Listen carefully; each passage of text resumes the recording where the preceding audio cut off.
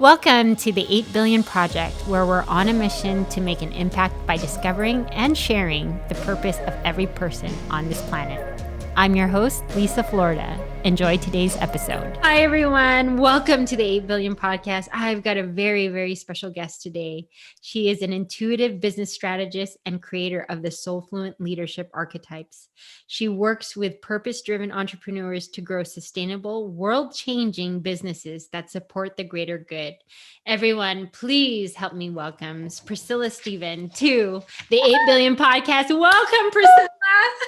So excited. I know, I'm super excited about this one.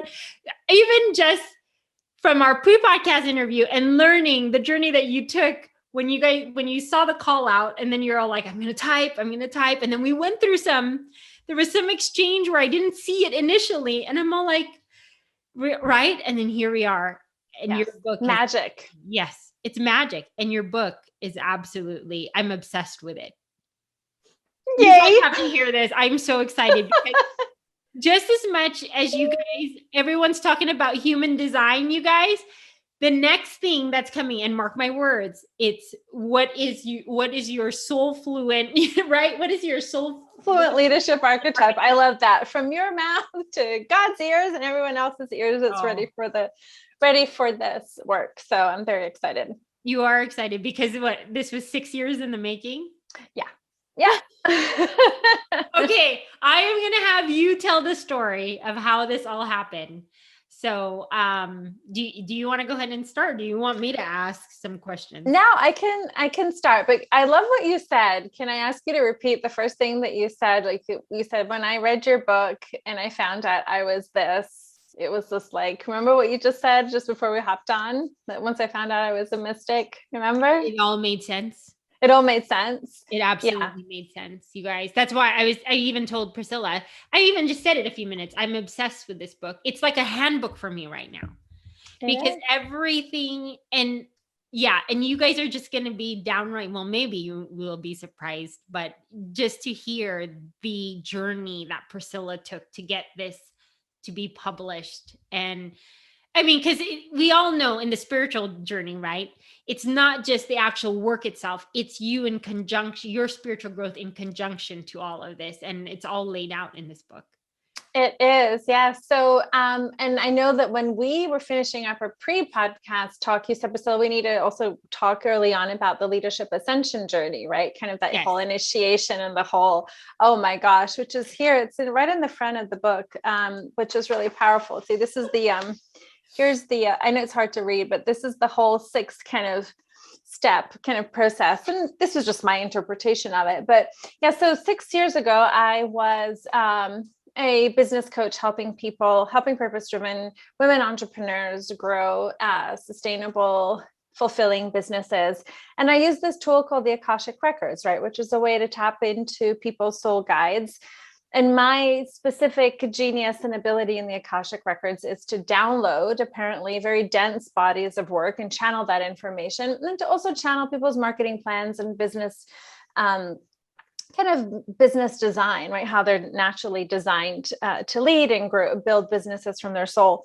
And then my guides asked me to write a short little 30-page little booklet on something. And it became this whole body of work on soul-led leadership. And I went, what is this? I don't want it. This was September 2016. The world was a very different place. And I thought everyone was going to laugh me out of town because, like this Pollyanna-like level of, yes, let's lead from our souls and let's create a world that's good for everyone. Meanwhile, all I could think of was like kind of 1980s, Wall Street people going after greed and material things and like, who needs soul stuff when we can go buy stuff, right? And get materialistic kind of highs. And so I was terrified that I was going to be laughed out of rooms. Plus also when you think of leadership initially, it's really, tempting to think about, well, I've got to have experience and accolades and all the external markers of success and expertise. And I thought, well, who am I? I don't have that level of expertise. I'm not a leader. I don't want to be a leader. And so, 30 pages of what I thought was like some little booklet became a whole entire book that's an archetypal framework to help you understand how you innately lead from your innate soul level gifts and strengths and leadership style. And there are 5 archetypes in the book, right? The mystic is the first one. You and I are mystics. We use our intuitive, creative, and healing abilities to elevate consciousness and bring forth well-being, harmony, and peace on the planet. Then there's the visionary, the disruptor, here to create a whole new normal for us and to innovate. There's the explorer that lives and leads through adventure and experientially and through connection. There's the strategist that really streamlines really complicated data and information into ways that we can understand. Think of scientists, computer programmers, teachers, people in finance. And then there's the divine feminine, which is all about leading collaboratively and for and with community, right? So like we rise together, right? And we all have all of the archetypes within us, but there is a dominant archetype in us, and that's our dominant motivation to lead, our dominant strengths. And we can apply that archetype and that innate way of leading. And leadership just means contributing, adding value in this work. In many ways in our business, marketing, business model, content, money. And so it's a fascinating way to understand ourselves better, because here's the thing, when we know ourselves better, we lead better. When we lead better, we're happier, we're more fulfilled, and we get to make the world a better place, right? It creates that win-win-win. And the promise of Soulfluent leadership, of becoming fluent and masterful in your soul's language of contribution, is we get to create a world where everyone thrives, where everyone wins. It's like the baked in win-win-win, right? There's no win-lose. Like the environment doesn't lose. Your team doesn't get burned out. You don't burn out. Like, what does it look like to think about your choices in business in such a way where everyone wins? And what changes might need to happen in your thinking and the questions that you're asking and what you're willing to do and not do, so that you create win-win-wins for yourself and for everyone. So that's a quick snapshot.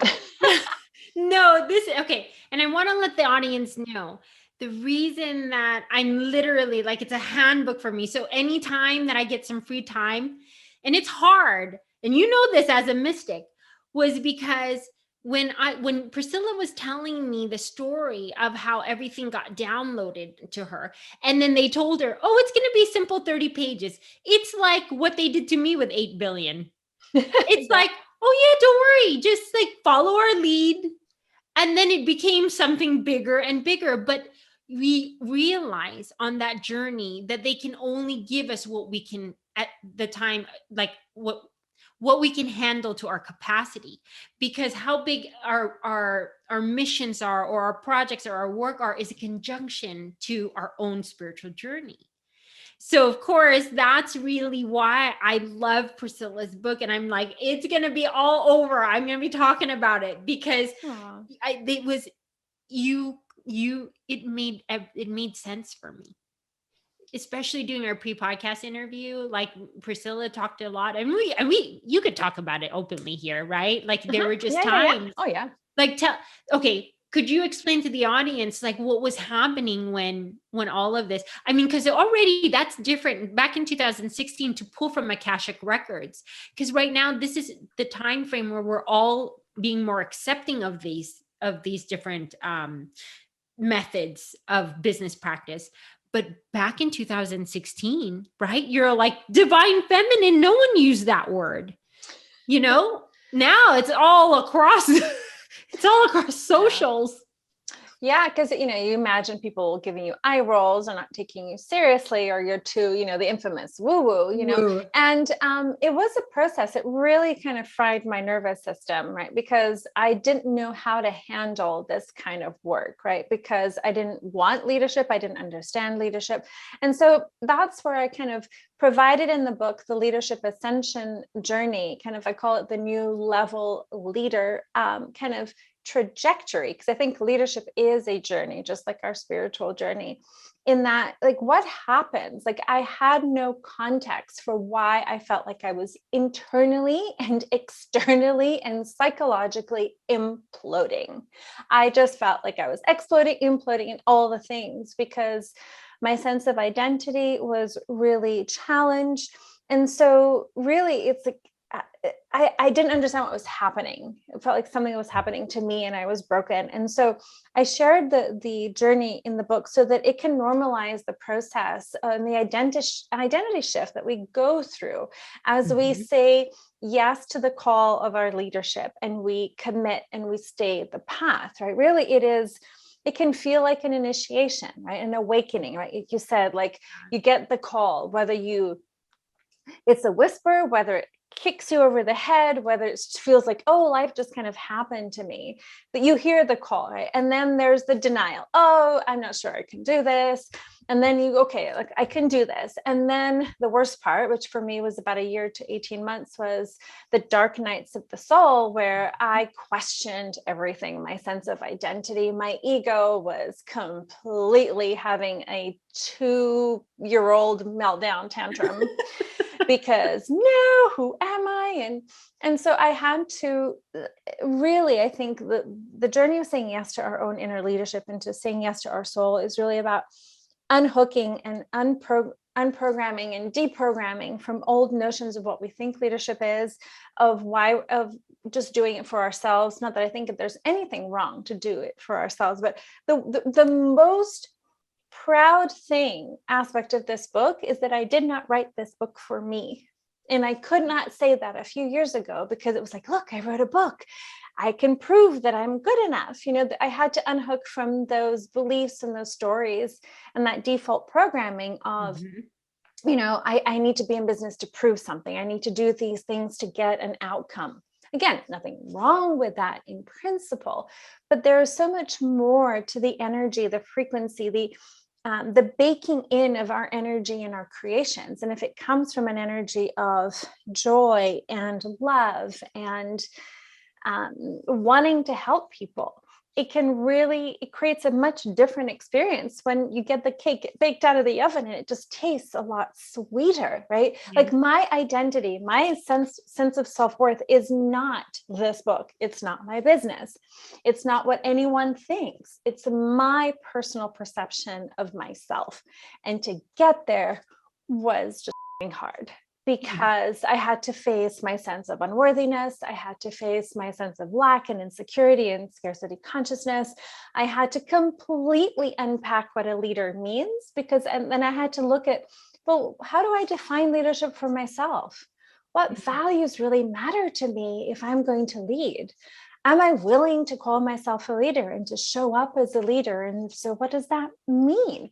And it doesn't matter if you're just a hiding leader, you're kind of a budding leader, an emerging leader, a leader that's established. You might go through this journey and this cycle of kind of reinitiation and reconfiguration several times, because you're going to continue to evolve and to grow and to change and have insights and opportunities or meltdowns or issues. And so it's just, I think, just giving yourself permission to know it can get messy. It might be deeply confronting, but you really do come out like a different person, a kinder, gentler, more compassionate, and a stronger and more courageous person as a result. But when I went through this, it felt like my entire world was crashing down on me. And it was almost like breaking up with like the old version of me, like going through a divorce. I never thought about it like until right now. It felt like divorcing parts of me that I didn't need anymore, Yeah, no, absolutely. That's when you explain it, I totally get it, because that's exactly what was happening. And I even did a social media post this morning about, at the time that I said yes to the calling, and then I turned on the camera for the first time, I was going through deep healing of relationship patterns that did not serve me. And I realized over 10 years of patterns that I was the common denominator. So your one world is crumbling while they're trying to build up this other one. And it's absolutely insane. And then like what I just said, they just give it to you in pieces. They don't make you think that they don't really show you how big it is. No, and I could see the potential early on once I downloaded the first book and I began to have images of multiple books and training programs and certifications and Oracle decks and all the ways that this, and at the time I thought, oh, this is fabulous.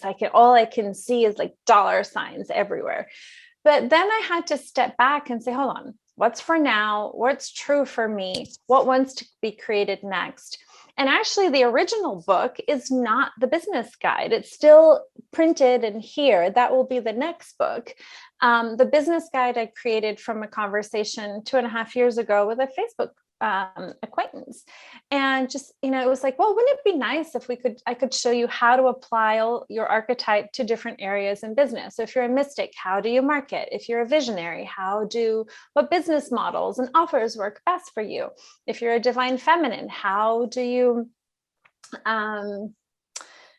create social content, that really resonates? How do you really have a message and make money from your innate talents? And so I was like, wouldn't it be cool if you could just give somebody a manual and say, look, to your copywriter, to your graphic person or a marketing person, say, look, this is my design. This is my soul design. Here's how I'm meant to do things energetically. Right. And so that's when I said, okay, let me just see if I can come up with something. And then, 5 pages turned into 10, 30, 50, 100, and now 222 pages later, you have a reference manual to show you how your archetype grows a business, and specifically in 6 areas, like your manifesting style, pitfalls, your strengths, your weaknesses, all of it, in lots and lots of tangible detail. And there are 15 examples of different businesses that represent and reflect back to you what the energy of like a mystic business would look like, or a visionary message and marketing would look like, Oh, it's incredible, because I even just took a recent workshop and I've got to connect you with her because I just recorded her yesterday. And she does, her name is Chelsea. And because I'm Chelsea Fournier, and she was a former attorney. She left to become a business consultant and help people create like their statement. She called it Claim It and Call It. And it was crazy because she helps us go through the statements. But what your book has done was it gave me all the different words that I could use. And I was just like, why? This is amazing how the universe just put all these people and all these things in sync while I'm trying to revamp this. Because obviously, like I still market myself as Liza Florida, because 8 billion, my big vision for 8 billion is it becomes its own global organization. I was just the founder of it. Or it's like, here, Lisa, you give this gift to the world. So I'm also having to create that sense of like, okay, what am I going to do as my specific call out for me as Liza Florida? And that's it. And I think you kept alluding to that. Like you were saying that even though this book, you could see how it was big, what was it for you? What was leadership for you? That's what's crazy. It becomes the same path that I'm going through with 8 billion. Like, does this entail that I become the CEO of the company? It might not be. You know what I mean? Was it just I was the founder and I gave it, you guys create the ideas, we're the big visionaries or the mystics per se, because that's us. We love to create like all this stuff and then say, here, you guys go do something with it. Yeah, exactly. We're very creative. And I think I mentioned to you, and there's so much peace that comes with understanding who we are. And I know that sometimes when we take, different personality tests, it can seem like if we're not careful, we can feel boxed in or type ourselves into a box. Like, oh, I'm in human design, I'm a generator, or in astrology, I'm a Gemini. Like, oh, that means I'm all these things. Even if we're mystics, we're still so much more than that. But what it gives us permission to do is to lean into our innate strengths and not fight against what we naturally do. And also really clearly embrace what makes us innately brilliant, innately, right? This is our soul design, what our baked in operating system at our true core essence. This is how we're designed. Doesn't mean we can't add skills, but it just means before we go adding on more and more skills, because as mystics in particular, we love to do all the certifications and learn all the things. But as we're doing that, can we first acknowledge what's already here that's magic? You know what I mean? No, absolutely. Because that's exactly what I'm doing right now. I was just like, I need to call Priscilla because I want to put a mastermind together and do this and do that. And then I was like, well, wait, I have to record season 5. Oh, wait, yes. I've got to go film a documentary. You know what I mean? That's what the mystic feels like. I mean, and it's crazy because it's all still all done for the greater good of wanting to contribute something better to the human race. So we almost feel like this, downloading machine that they spit all this information into. Yes. And there are two things. So my original point with being the mystic is that, since I work in the coaching and consulting space, is that it really gave me permission to really own that when somebody enters my space or has a coaching call with me or even a conversation with me, it can really be a friend, actually somebody in the supermarket, it doesn't matter, at the dentist's office. Like once people interact with my energy, healing happens, right? Like I hold sacred space. I hold healing space that is a catalyst for change and well-being. That gave me enormous permission to stop overdoing, overgiving, overstuffing programs and offers or whatever, because I thought that I had to overcompensate. But really for me, space, taking things out is better because then people can pull out their own truth, right? As a guide, I'm here to help people connect to the truth within, not necessarily to be telling them what to do, although that there is an element of that can come through in the records. So that's the first aspect of kind of really acknowledging the mystic. And I think also it's just permission to enjoy ourselves, in the process as well, and enjoy our way of doing business and to be fully expressed in our work. What does being in business look like so that your business feels real and true to you? It's not a mocked up version of somebody else's version of business. It's not a blueprint or formula that someone else told you would work. And I think that's where we put the cart before the horse. And it's so tempting. God, I've done it so many times. So, someone says like, I have the magic pill, but the template, the blueprint, the magic pill is us. It's already here, right? Learn what makes you tick, understand who you are, what you want, and then apply that to business and then complement it with any external strategies. It's not going to be, being on TikTok and Clubhouse and all the places or whatever it is.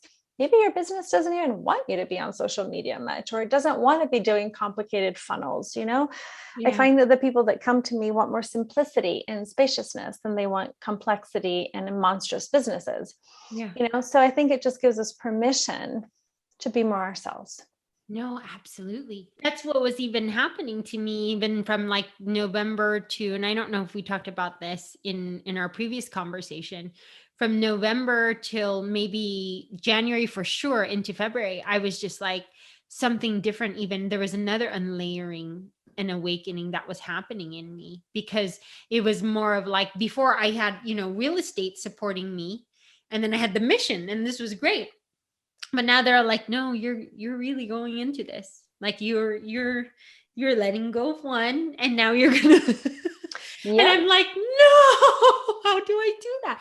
It really, absolutely. That's why I'm such a big supporter of your group and love your work, only because I know that with this happening, or the times that we're in, Priscilla, there's a lot of people that are getting these hits like, I'm not doing what I'm supposed to be, or this 20-year, 30-year career is not what I really want to be doing.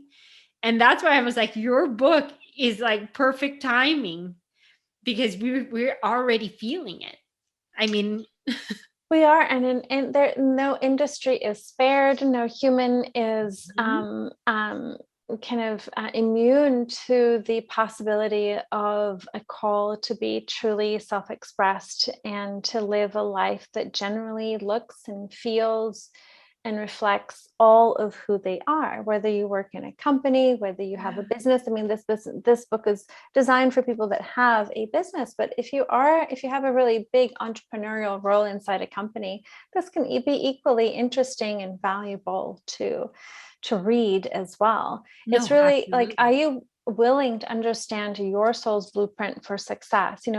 Within our soul, there is a blueprint for everything, for wealth, for relationships, for sex, for money, for everything, for business, for our body. Like there's such like energetic codes of sorts. And so it's fascinating to tap into this beautiful inner landscape and ecosystem that has so much to offer if we just stop and listen, or we pay attention to the intuition, the nudges, the signs, the synchronicities. We listen to desire. Like people say, well, I don't know where to start. I don't know what I want. I said, okay, so start with what you don't want, and let's start flipping it around, right? Desire is that beacon, always guiding us. Desire, I would say, is the whisper of the soul. Desire is here to show us the map forward. And the soul guides us, so we're never alone. We just have to listen and be willing to be courageous enough to listen, especially when it's like, oh my God, do you want me to give up all of this to start this on trust and faith and hope? Yeah, usually that's what happens. Yeah, it's really incredible. And I really believe that in the coming years, Priscilla, this is going to be another one. Like all of a sudden, everyone's like, it's not even your name anymore. It's like, what's your human design? I know. It's like, what's your Soulfluent archetype? Wouldn't that be amazing? It would be. I'm holding that vision for you. I really am. That's why I was like, Priscilla, you don't even understand. After I finish recording 5D, I definitely want to get into deeper talks with you, because I'm all like, everything that you alluded to here just made it so much easier for me to understand and sit into. Like what you're saying is who I am, like really expand on like, what are my, big visions for 8 billion, and how do I play the role in that organization? If it's to become as large as I vision it to be, right? And we can only take it in chunks. And I even had this conversation with someone yesterday, and she was just like, yeah, how big your businesses and organizations grow are in conjunction to your own capacity to be able to hold that. And sometimes, Priscilla, I get all these downloads like, I don't want to do anything all day, because energetically it's draining.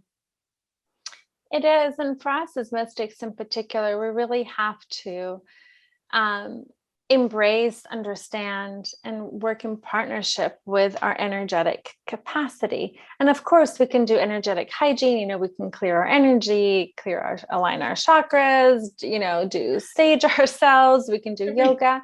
But I think it comes back to a more feminine model of understanding our natural rhythms and natural body cycles. When do we have our menstrual cycles? Are we more of a morning person? Are we an evening person? Is there more going on in our lives in a particular season than another?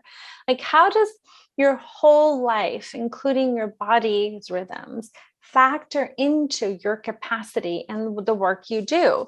And I think that's a very personal thing. And there will be things that will give you energy, like ideal clients, making a certain amount of money in the bank, setting your calendar, to only work a certain amount of hours and certain hours in the day. Like all of that, what creates a life-giving business and what creates a life-draining business and day. And that's where we need to start. And what kind of a life do we want to lead? That matters so much. And one thing I want to say is that leadership, sometimes we can have these grandiose ideas of leadership or business, if it's not, and we can equate it to size, if it's not big, because sometimes though, when we get these visions and these downloads, we see how big it is.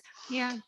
We ultimately, I think, realize that I always say, leadership isn't so much about size of the vision or the bigness of anything. It's about your intent. It's about the depth of caring that you have. It's how you're showing up in every conversation, in every moment, in every interaction. Not to say that you're not human, not to say that you're perfect, but it's that energetic connection, resonance, and transmission that really lands and that can really connect. I think if we think of adding value as a way to connecting to ourselves and then with the fellow humans and the collective, it can feel so much more yummy than, oh, I've got to have all these things, and sound and be a certain way. And I still have that, sometimes when I try to get on video, I'm like, I don't know, I think, was I talking to you about this? I was like, I don't know what to say. And I feel so awkward, but when I start to think about, well, the kryptonite of the mystic is self-doubt, right? Like really bad sometimes. And the antidote to self-doubt is to be authentic and genuine. So whenever I get on video, when I get on a podcast, I'm just thinking about talking to a girlfriend like you. Yeah. And then I can just be natural. I can say what I want. I can curse if I want to curse. I can be silly if I want to be. Yes. And that conveys, that transmits versus I am this, and sounding like some kind of, like a canned response. I mean, if there's anything we've learned is that leadership that comes from some canned kind of narrow perception that's not really fully expressed doesn't land, and we can see through it. We're so over it. We're craving and starving for connection. 100%. Because when I read that part of the book about being authentic, that is when I got the best response from everyone. It didn't matter if I was, you know what I mean? Because sometimes in social media, you're always trying to be perfect. You always want, because you see all the influencers, right? Like they put out perfect things. And I was like, gosh, I was just like, hi, everyone. I'm here at the beach. But yet I get more responses from that. And it's true. It is who you become in the process, because through this whole process of saying yes to the calling of 8 billion and all of that, all I know is that I'm just I am being loved wherever I go. And that means in these conversations or outside at the grocery store. It's not, you know what I mean? Like we're all trying to, sometimes in life, we're so, ambitious that we want to conquer all these things. And, oh yes, 8 billion is going to be big. But 8 billion became big because I had these conversations one-on-one with everyone. And I opened up my heart, vulnerably. So then they'd have a safe space to do the same. Exactly. And it makes a huge difference. And I know, because I knew I did this for so long. Sometimes we can't help ourselves, when we're getting in a rush to get somewhere, like I want to get big, I want to make all this money, I want to have all this impact, right? But it's person to person, moment to moment. And today is no less important than tomorrow, a year from now, 10 years from now, right? The impact that you get to make, opening a door for someone, smiling at someone, just giving a handshake, saying a kind word, encouraging someone's dream. That means the world to someone in that moment. There is nothing more precious in terms of this moment, in terms of the impact that we can make. And then what happens is that over time, we get to stack all these little moments that really build our legacy of moments stacked upon moments upon stacked moments of love and kindness and generosity and value add that we gave from the heart, It's absolutely it. That's really it. After, no matter how big 8 billion gets or how big Soulfluent gets, at the core of everything, it's who you become in that process, right? But like we know that it's always going to be tried and true. We have to make a living. So whether it's going to be in businesses or whether we work for corporations, Soulfluent is definitely going to lead them. I know it, because I'm all like, I'm like, everyone, you want to work for 8 billion? I'm all like, what's your Soulfluent leader? Yeah, archetype, right? Yeah. Wouldn't that be cool? I mean, because people ask me, well, how is this different from Enneagram and how is it different from human design? I said, I don't know. I'm not familiar with them. I just know that you will either resonate with, wanting to understand how your soul is designed to lead in with the Soulfluent archetypes, or you're not, or maybe you won't now, or maybe for later. It's just really what resonates for you. And that's perfectly fine, To be honest with you, and there's nothing wrong with human design. I know everyone's using it right now. Like I know mine, and I think I'm a generator. But when I read Soulfluent, it for me, because I mean, it can go deep in human design. Really? it can go very deep. And I was just like, I don't know. And people are wearing it like their name tags now. But when I at least got through the mystic in Soulfluent, I was just like, this explains everything, even down to your 6 steps of what actually happens. But we'll let everyone get that, through reading the book. But Priscilla, you just mentioned you didn't actually release the book, what you had downloaded or channeled about 6 years ago. You've only released so far the business guide. Yeah. And the business guide was a brand new creation that I started channeling in August of 2019. So it's really kind of like a more specific subset of the bigger body of work that was originally channeled to me. So yeah. So are you going to ever release okay. So that's coming out soon. Well, at least in another year. I need a hot second before, I want to promote the business guide first. Yes. And the book, I just read the initial book a week or so ago. And I was like, it still needs work. It needs revamping. It needs all the extra trimmings. And so it'll probably be another year, maybe 2 at this point. But what I like about the business guide is that it is so practical and applicable, is that so it really gives you the tools to start to lead your business in a way that really reflects your strengths, your desires, and what you're really here to do. And then over time, the other book will come through, and I'd love to do an oracle deck, other things. It's going to be so expanded. I can visualize it now. The mystic in me can visualize it now. Oh, good. Oh my gosh. But this has been so amazing, Priscilla. And I mean, if there's anything that you would like to tell the audience before I ask you to actually share any of the links of how to get a hold of you, or if they actually want to get the copy of Soulfluent, please. Oh yeah, absolutely. I think there are a couple of important aspects to remember from the book, is that if you've felt burned out, I tend to specialize in working with more established service-based women entrepreneurs, everything from attorneys to accountants, coaches, consultants. I'm working now with a lady who has a farm in Vermont, and I call it a conscious farm. If your business is designed here and has a purpose to support a better world, create new paradigms, support the greater good and the collective, know that the way that your business is designed matters. And it's a nuanced ecosystem where it's really conscious businesses are very values driven. So I think it's really important to make sure that you are clear on your values, your mission, and your vision. And that is cohesively, consistently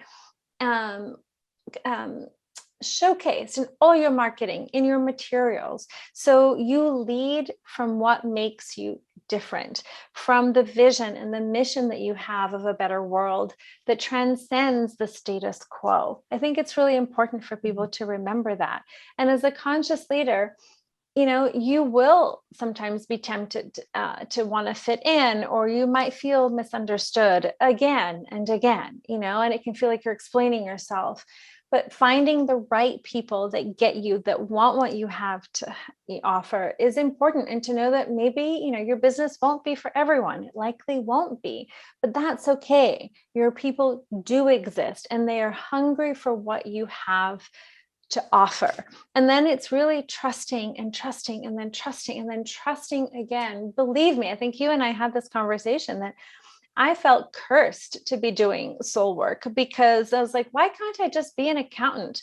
Nobody is going to argue with numbers. I mean, they can argue, it might not be the numbers they want, but 2 + 2 is still going to lead to 4. But if I'm going to tell someone how to make more money by, leading from their soul and knowing their soul's design, and they're going to yeah, whatever, that's just going to take too long. That's too deep. Don't want to do it. But there are people that are like, I don't want to do business any other way than being deep. So it's just acknowledging that what you have, the vision you have of the world, and your strengths matter, and they are wanted and desired, and really poise you to lead courageously and bravely to create a world that works for everyone. Yeah. No, that was so beautifully articulated, Priscilla. And of course, coming from the author of the Soulfluent Archetypes. But if anyone would like to connect with you either through your programs or are interested in purchasing your book, could you please let us know how they would be able to get a hold of you? Yeah, so PriscillaStephan.com. On there, there's this free 3-minute quiz where you can identify which archetype you are, the mystic, visionary, explorer, strategist, or divine feminine. And then if you opt in, you'll get a short PDF report, that will guide you through understanding what your archetype means and how to start implementing it into your business. I work primarily with clients one-on-one, but there are other interesting offerings as well. I've also taught at Akashic Records, both privately and in a small group.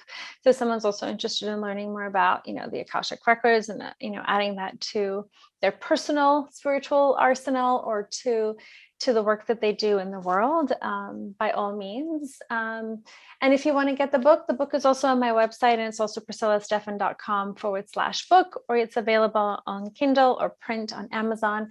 It is the actual print book is 8.5 by 11. It's in full color. It's 222 pages. And it's like, you can see here, it's like a little rainbow, right? Each archetype is color coded. It has its own little symbol, its own mantra. And it's just really a beautiful, really book. And the reviews have been really, really, really, really positive. So I think here's something really sweet I'll end with from the forward, from the lady that wrote the forward. It's like, as you journey forward into this text, access the courage to release what you have been told.